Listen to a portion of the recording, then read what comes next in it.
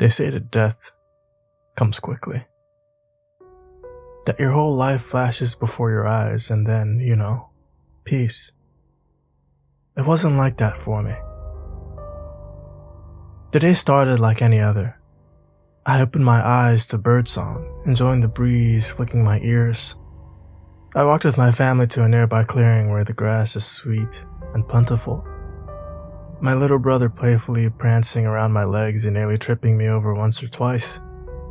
We arrived in the sun-kissed meadow and began to graze, the sun hitting my back and warming my bones. There was a smaller group of us lately than I'd been used to. Some of the other members of the herd had been missing for a while now, but that wasn't completely unusual. Herdmates come and go after all, but still, this morning, there were only a handful of us. Never mind, that meant more grass for me. Still, I wish Dad were here. Two familiar faces feasted greedily near the tree line, the long branches casting their backs in stripy shadows. My little brother was more than just a little energetic this morning, his clumsy little legs bouncing him through the air after a particularly colorful butterfly. My mother wasn't far from him, always keeping him in her sights. He had led them both to a shaded area on the far side of this beautiful field of flowers. Then, there was me sniffing at the ground for another bite of delicious greenery. My brown eyes scanned the area in front of my hooves, hunting out the juiciest of grasses. Then my eyes flitted onto a particularly large chunk of green. That looked delicious. I hastily made my way over there, flicking my tail in anticipation. This was going to be good. Then, it happened. The first thing I registered was a loud bang.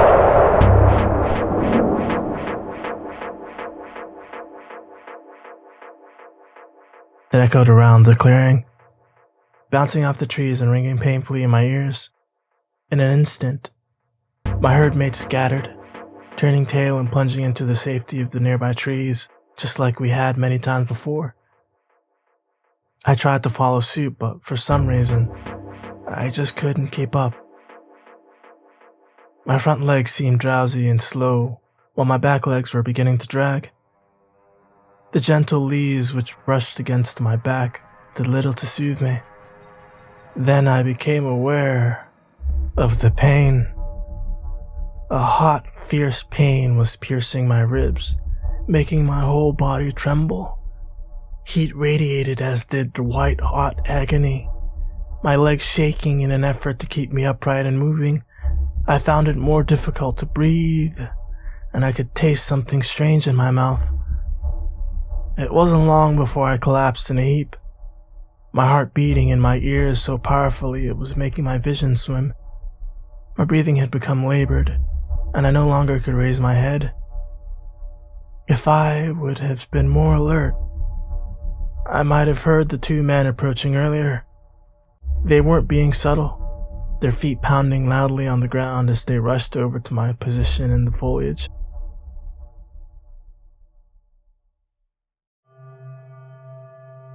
Damn it, Ron. What a shit shot, a gruff voice said to my left. A little out of earshot. At least make it painless and quick. I'm sorry, Uncle. I guess I'm not as good as you yet. A higher voice responded, seeming to shake a little. Poor thing, I thought it would be easy. What do I do? Well, you need to put it out of his misery, boy. A clean shot to the neck should do it, the gruff man said, stones crunching beneath heavy feet. This is horrible, the other man said, sucking in air through his teeth. He came into my field of view, but my sight was beginning to blur so much I could make out only a dark shape looming above me. He crouched down near my head, my heart spiking in fear. What did you expect? Sunshine and rainbows? This is where your mate comes from, the first man growled. Make it quick. I felt something cold press against my neck, but I was too weak to react. Sorry, little dear.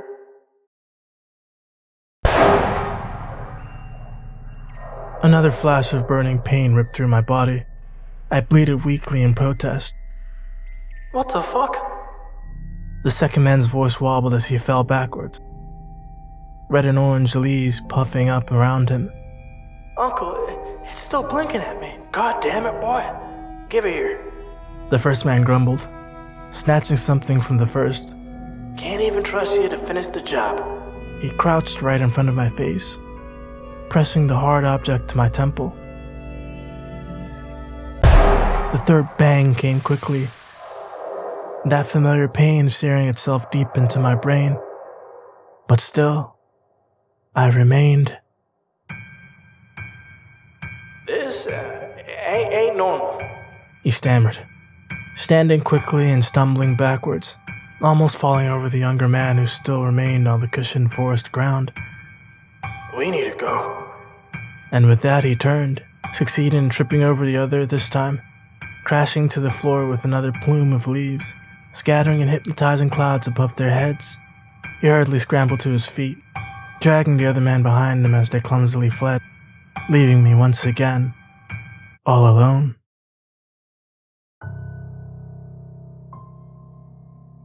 By this point, I was too weak to do much of anything except watch the color fade from the world around me.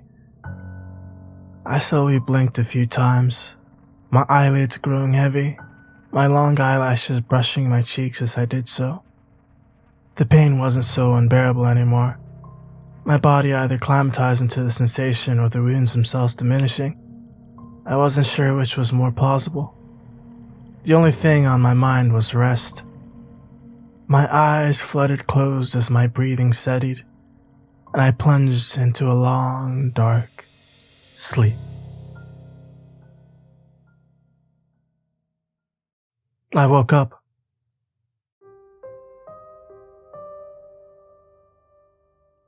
I know enough to know that waking up shouldn't happen after death. Dead things lay still and time eats them away. So why was I awake? My eyelids slowly opened, the scenery the same as I remembered. Beautiful reds and oranges of autumn sheeting the ground, the sweet smell of flowers on the wind. Things seemed slightly different though. I could see the pretty splashes of color around me, but they were muted somehow, duller. The scent seemed to weaken somehow too.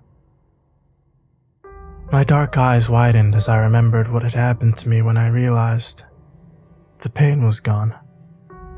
Completely gone. I shook my head, my ears flipping in the wind, testing my reflexes. Everything seemed strangely normal, almost like the last moments of my memory were just a waking nightmare. I gingerly placed my front hooves to the ground and pushed up, wobbly getting onto my feet, but still, miraculously, there was no pain. I shook my tail, attempting to remove any fallen leaves from my body before steadily making my way back the way I had come. My family would be close, but not immediately so as to be safe. Once I find them, everything would be back to the way it always was. Twilight had darkened the sky by the time I reached my herd. A few heads rose questioningly at me before returning to whatever business they were doing before my arrival. My mother and younger brother immediately galloped over to me, my brother prancing around my legs as a way of telling me he missed me. Mother seemed relieved, trying to herd us both to where we would be sleeping tonight. It felt good to be home.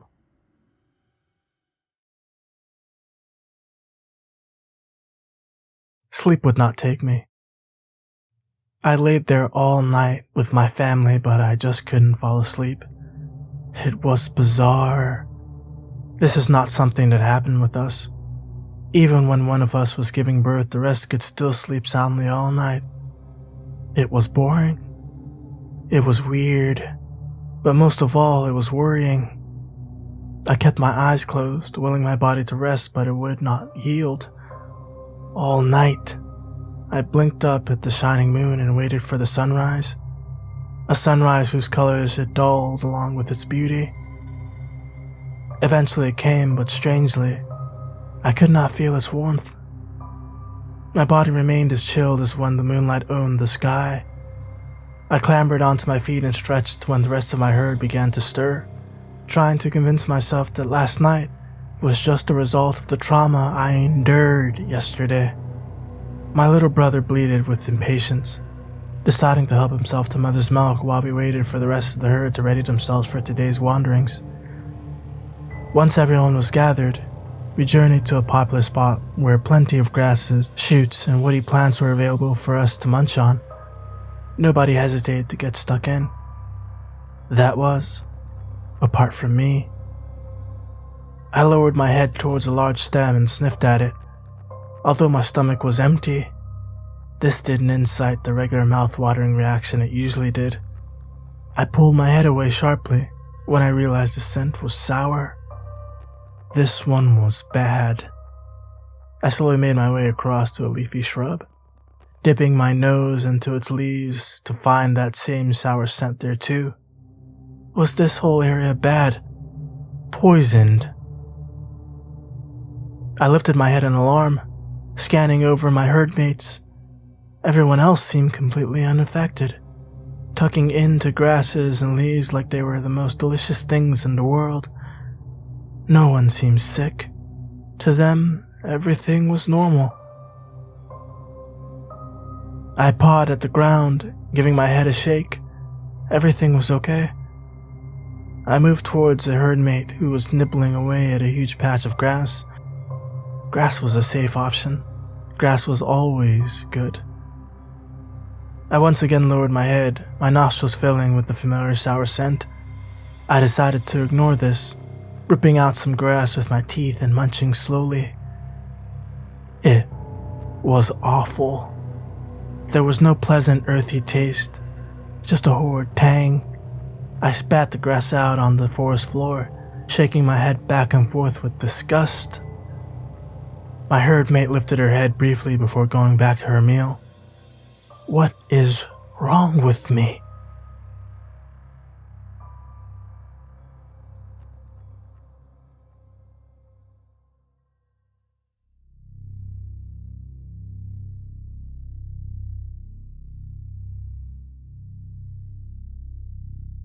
A couple of moons have passed, and I still haven't eaten. I've tried, but the tastes are somehow worse now. My body reacting as if these things I usually enjoy should absolutely not be consumed, like they would poison me. My stomach growled painfully. I've tried different areas, different plants. I've even resorted to trying the bark we only eat when we have no other choice, but the flakes on every single tree stings my tongue with vile acidity. Things have started to smell worse too. Even more sour, even more unappealing. The sweet autumnal wind I remember is long gone, replaced by a rotten gale. The landscape is pale and muted.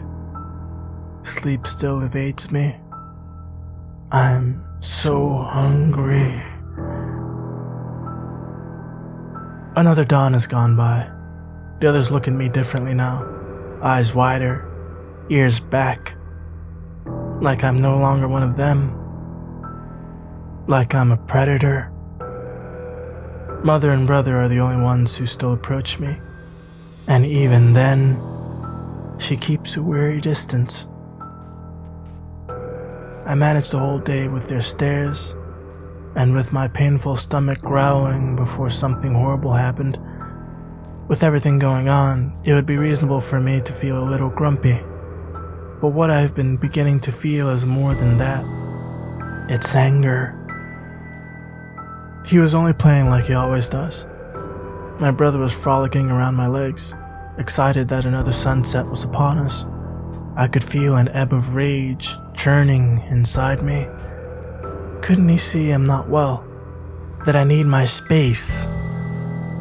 He bumped into my front leg, nudging me to one side, and this turned the ebb into a wave of red-hot temper. Before I knew what I was doing, I slammed my leg down, toppling him over onto the once green grass.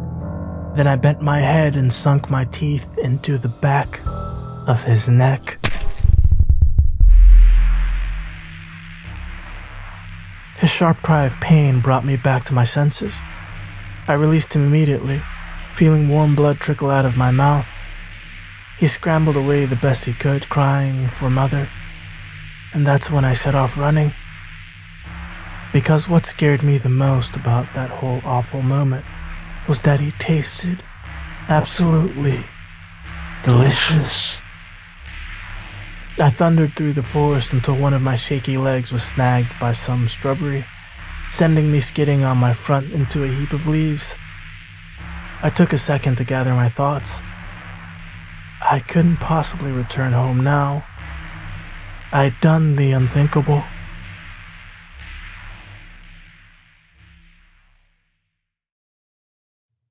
I shook my head with a soft bleat, getting rid of the rancid-smelling leaves that clung to my face, glued there by my brother's blood. And then, I caught a whiff of something sweet, something mouth-watering. I looked around desperately, attempting to find what had finally piqued my interest, only to find a dark hole in the ground, just by my left shoulder. I hurriedly shuffled my body to face the small opening. Curious and very much hungry, I nuzzled the dirt, my nose following the increasing scent into the pitch-black opening.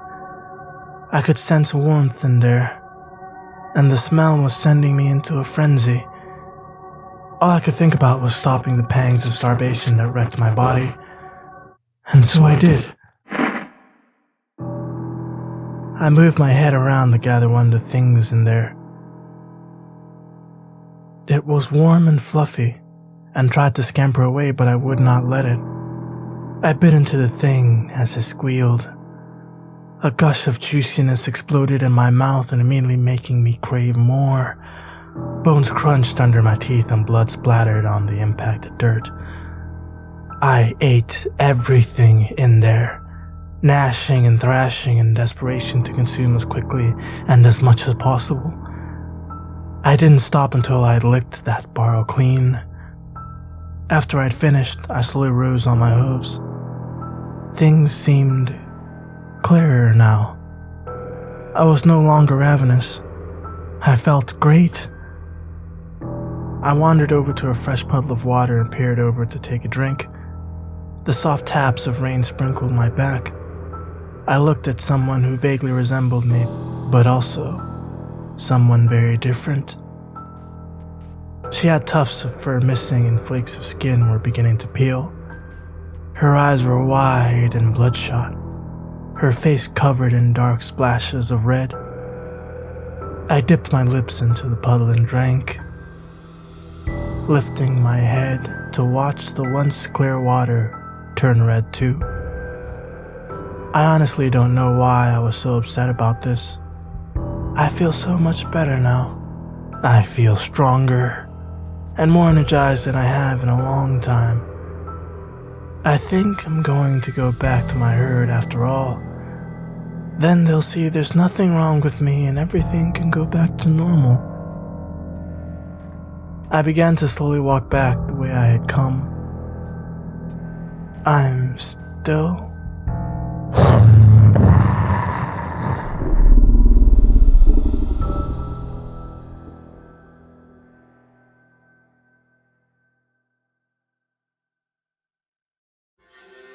If you're able to make it this far, then thank you.